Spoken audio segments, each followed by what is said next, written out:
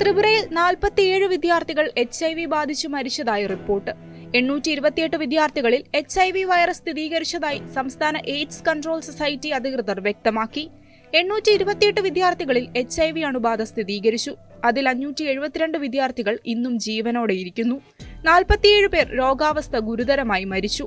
സംസ്ഥാന AIDS control സൊസൈറ്റിയിലെ മുതിർന്ന ഉദ്യോഗസ്ഥൻ പറഞ്ഞു.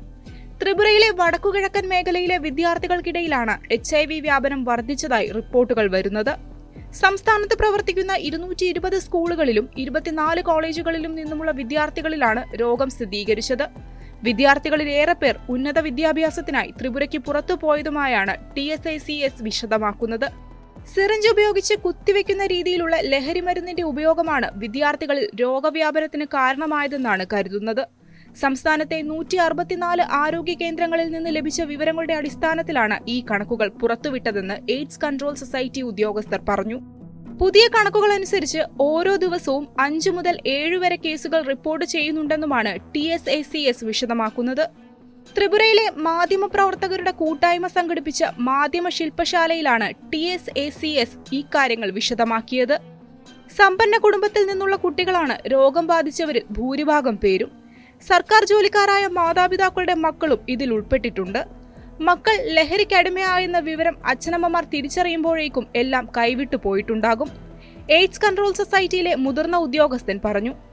ഇൻട്രാവനസ് മയക്കുമരുന്ന് ഉപയോഗമാണ് HIV പകരാനുള്ള പ്രധാന കാര്യം.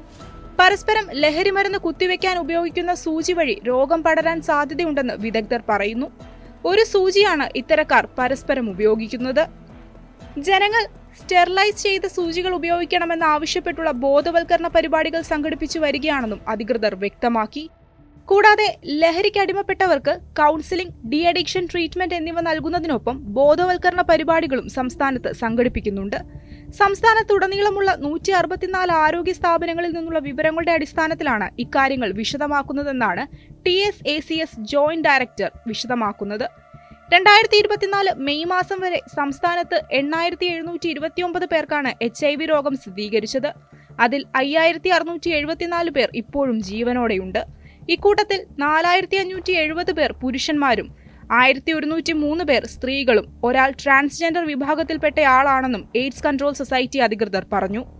സംസ്ഥാനത്ത് HIV എയ്ഡ്സ് പടരുന്നത് തടയാൻ ദുർബല വിഭാഗങ്ങളുടെ വിപുലമായ പരിശോധനയും ബോധവൽക്കരണ പരിപാടികളും ഉൾപ്പെടെ വിവിധ നടപടികൾ ത്രിപുര സർക്കാർ സ്വീകരിച്ചിട്ടുണ്ടെന്ന് ആരോഗ്യവകുപ്പ് കൈകാര്യം ചെയ്യുന്ന മുഖ്യമന്ത്രി മണിക് സാഹ പറഞ്ഞു.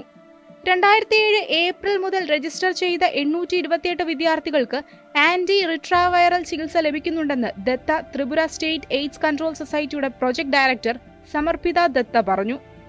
എയ്ഡ്സിന് കാരണമാകുന്ന വൈറസായ HIV ഗുരുതരമായ ആരോഗ്യ പ്രശ്നമാണ്. എന്നാൽ ശരിയായ ചികിത്സയിലൂടെ HIV ബാധിതർക്ക് ദീർഘവും ആരോഗ്യകരവുമായ ജീവിതം നയിക്കാനാകും. നേരത്തെയുള്ള കണ്ടെത്തൽ പ്രധാനമാണ്. അതിനാൽ സാധ്യതയുള്ള മുന്നറിയിപ്പുകൾ മനസ്സിലാക്കുന്നത് നിർണായകമാണ്. HIV അണുബാധയുടെ പ്രാരംഭഘട്ടത്തിൽ എല്ലാവർക്കും ലക്ഷണങ്ങൾ അനുഭവപ്പെടില്ല.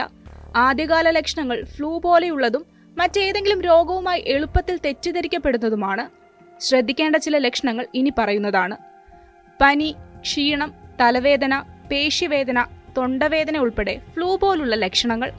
ചുവപ്പ് കലർന്ന ചുണങ്ങ്, വിശദീകരിക്കാനാകാത്ത ചതവ് അല്ലെങ്കിൽ ചർമ്മത്തിൽ പർപ്പിൾ നിറത്തിലുള്ള പാടുകൾ പോലെയുള്ള ചർമ്മ പ്രശ്നങ്ങൾ. വായിൽ വ്രണങ്ങൾ, വായിലെ ഈസ്റ്റ് അണുബാധ പോലെയുള്ള പ്രശ്നങ്ങൾ. വ്യക്തമായ കാരണമില്ലാതെ വേഗത്തിലുള്ള ശരീരഭാരം കുറയൽ, രാത്രിയിൽ അസാധാരണമായ വിയർപ്പ്. എന്നാൽ ഈ ലക്ഷണങ്ങളിൽ ഏതെങ്കിലും ഉണ്ടായാൽ അതിനർത്ഥം നിങ്ങൾക്ക് HIV ഉണ്ടെന്നല്ല, മറിച്ച് നിങ്ങൾക്ക് ഏതെങ്കിലും തരത്തിൽ ആശങ്ക തോന്നുന്നുവെങ്കിൽ ഉടൻ ചികിത്സ തേടേണ്ടതാണ്.